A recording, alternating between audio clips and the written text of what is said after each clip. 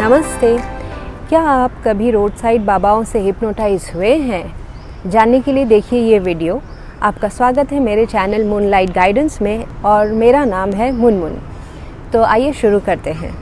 अक्सर देखा जाता है कि कुछ बाबाएं जो हमें ट्रैफिक सिग्नल्स में मिलते हैं, रास्ते पे मिलते हैं, दुकानों के बाहर मिलते हैं, कहीं हॉलिडे डेस्टिनेशन में मिलते हैं, कोई हिल स्टेशन में मिलते हैं, वो हमारे सामने आके हमें आशीर्वाद देते हैं और उसके रिटर्न वो पैसे मांगते हैं। इसके बाद क्या होता है, हम में से कोई उन्हें उनसे आशीर्वाद लेके पैसे दे देते हैं, वो खुशी खुशी चले जाते हैं, बस बात ख़त्म।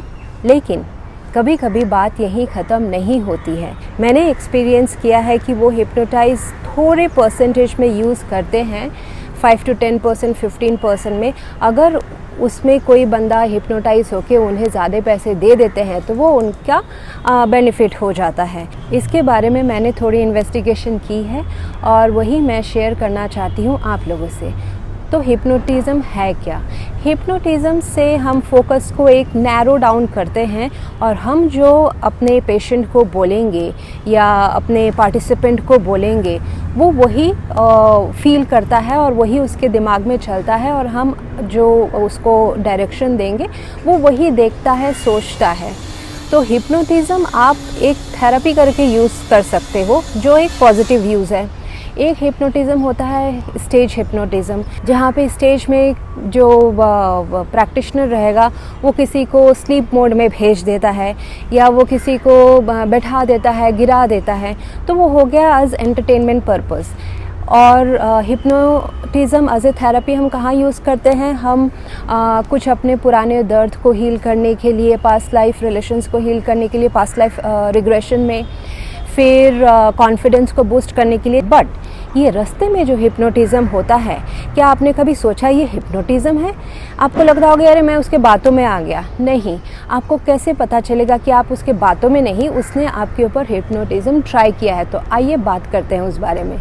मैं आपको समझाती हूँ मेरे एक्सपीरियंस से जो मेरे साथ हुआ है। शायद ये सुन के आपको समझ में आ जाए कि सामने वाला बंदा आपके ऊपर हिप्नोटिज़म ट्राई कर रहा है, आपको अपने बातों में बहलाने के लिए, आपसे वो चीज़ें वो लेने के लिए जो वो चाहता है, अब उसके मन में है, जो हमें नहीं पता होता है कि उसके मन में क्या है, वो क्या चाहता है, पैसे चाहता है, कुछ और चीज़ें चाहता है, क्या चाहता है। मैं एक दुकान को विज़िट करके निकल ही रही थी कि एक बाबा जी बोले कि मैं साईं बाबा का भक्त हूँ, मस्जिद में जाने वाला हूँ, अभी मुझे थोड़े पैसे दे दो, तुमको आशीर्वाद मिलेगा। तो मैंने उससे कुछ पैसे दे दिए, जो कि मेरे मन में ऑलरेडी उस दिन में था कि मुझे किसी गरीब को हेल्प करना है। तो मैं सोची कि अच्छा, मेरे साथ तो बहुत अच्छा हो गया, मुझे ढूंढना नहीं पड़ा, मुझे ये मिल गए, तो मेरा एक काम ख़त्म हो गया, चलो किसी का भला हो जाएगा।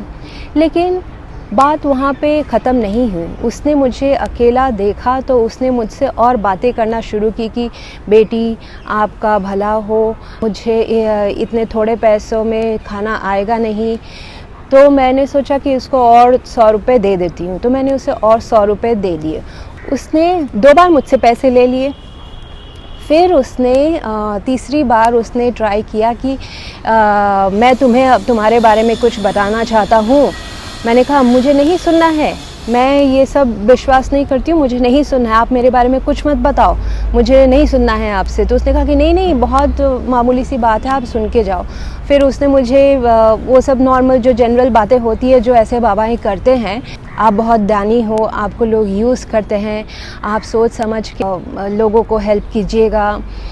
तो ये जो नॉर्मल बातें हैं, मतलब क्योंकि ये अगर आपको भी बोला जाए तो आप सोचेंगे हाँ ये तो सही है, ये अगर तीसरे व्यक्ति को भी बोला जाए वो भी सोचेगा हाँ ये तो सही है। तो ये बहुत जनरल बातें होती है जो मुझे पता है बहुत सालों से कि ये ऐसे टैक्टिक्स यूज़ करते हैं।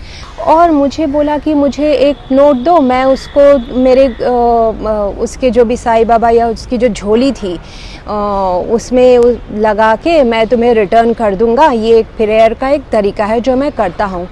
तो मैंने सोचा कि दे देती हूँ, वो टच करके दे देगा, मतलब वो खुश हो जाएगा। मैं खुश नहीं हो रही हूँ, मुझे पता है कि पैसे से टच करके देने से ब्लेसिंग्स नहीं आ जाते हैं। भगवान हर जगह है, मेरे अंदर भी है, सिर्फ उसके अंदर नहीं है, ये हवा में भी है, हर जगह है। लेकिन उसकी खुशी के लिए, कि उसको अगर ये सोच है कि उसके झोली में टच कर देने से, उसके वो मोर पंख में पैसे टच कर देने से मेरे लाइफ में शांति आएगा, तो लेट्स ट्राई, देखते हैं क्या करता है वो। और मेरे हाथ में डायरेक्टली मेरे पर्स से 500 रुपये आए और उसने वो लिया और उसने कहा कि मैं अभी तुम्हारे लिए प्रेयर कर रहा हूँ, तुम भी मेरे साथ साथ बोलो। लेकिन जिस तरीके से उसने प्रेयर किया वो मुझे बड़ा सस्पिशियस लगा। तो आगे क्या होता है, तो उसने मैं कहा कि मेरे साथ प्रेयर्स रिपीट करो और मुझे देखो, और वो मेरे आँखों में बिल्कुल देख रहा है।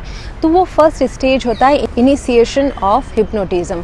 तो उसके बाद उसने जब कहा कि मुझे आप रिपीट करो, तो पहली बार तो 1-2 वर्ड्स मैंने सुने उसके, हाँ ये प्रेयर रिलेटेड टू बेवा औरतें एंड बच्चों को अनाथ बच्चों को खाना खिलाना है, इसके ऊपर ही था।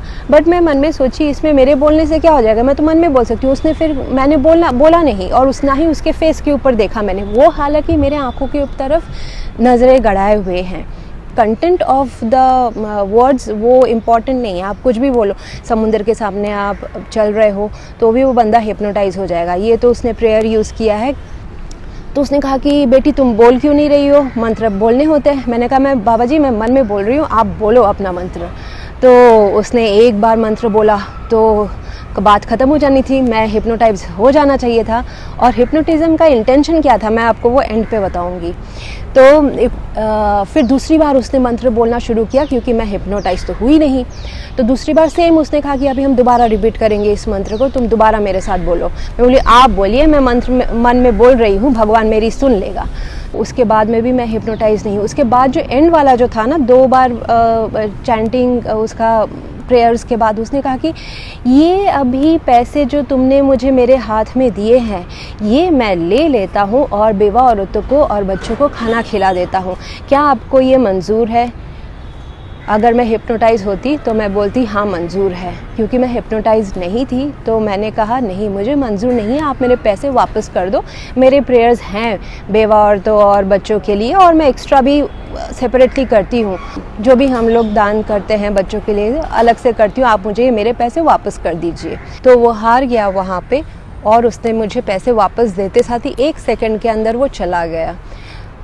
तो आज हम लोग हिप्नोटिज़म के बारे में जानते हैं, तो इसलिए मुझे ये उस टाइम पे पता चला कि ये लोग भी हिप्नोटिज़म यूज़ करते हैं। वो आपसे पैसे चोर की तरह छीन नहीं लेंगे, आपका पैसा नहीं छीन लेंगे, मोबाइल नहीं छीन लेंगे। हिप्नोटिज़म इसलिए किया जाता है कि आप स्व इच्छा से उसे दे दें।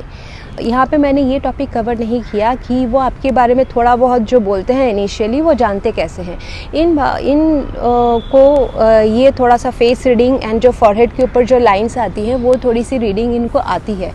वो देख के वो आपका 20% करीब सच बता सकते हैं। वो तो जनरल ये है, मतलब इसमें इतनी मेहनत नहीं चाहिए होती है ये चीज़ें सीखने के लिए। और अगर उसने हिप्नोटिज़म थोड़ा बहुत सीख के आपके ऊपर अप्लाई कर रहा है, तो आपका face reading, personality reading and forehead reading करके आपके बारे में 20% सच बता देना कोई बड़ी बात नहीं है। तो यही था, यहीं पे वीडियो को ज़्यादा लंबा ना करते हुए यहाँ पे ही समाप्त करते हैं। आशा करती हूँ आपके साथ कोई चीटिंग ना हो, क्योंकि हमारे इमेजिनेशन में भी नहीं आता है कि रास्ते में भी हम हिप्नोटाइज हो सकते हैं, कार में ट्रैफिक सिग्नल में बैठ के भी हम हिप्नोटाइज हो सकते हैं 30 सेकंड 1 मिनट के लिए। तो आप अलर्ट रहिए, हमेशा अलर्ट रहना बहुत ज़रूरी है। आप अलर्ट रहिए आपके आसपास क्या हो रहा है। तो आपके अगर कुछ कमेंट्स हैं तो कमेंट्स बॉक्स में लिखिएगा। ये मेरा ऑब्जर्वेशन है कि 100% व्यूअर्स में से सिर्फ 25% व्यूअर्स ने सब्सक्राइब किया है, 75% सिर्फ व्यू करते हैं और चले जाते हैं। कोई ज़ोर ज़बरदस्ती नहीं है। अगर आपको मेरा कंटेंट अच्छा लगे तो ही सब्सक्राइब कीजिए, शेयर कीजिए, लाइक कीजिए। Thank you.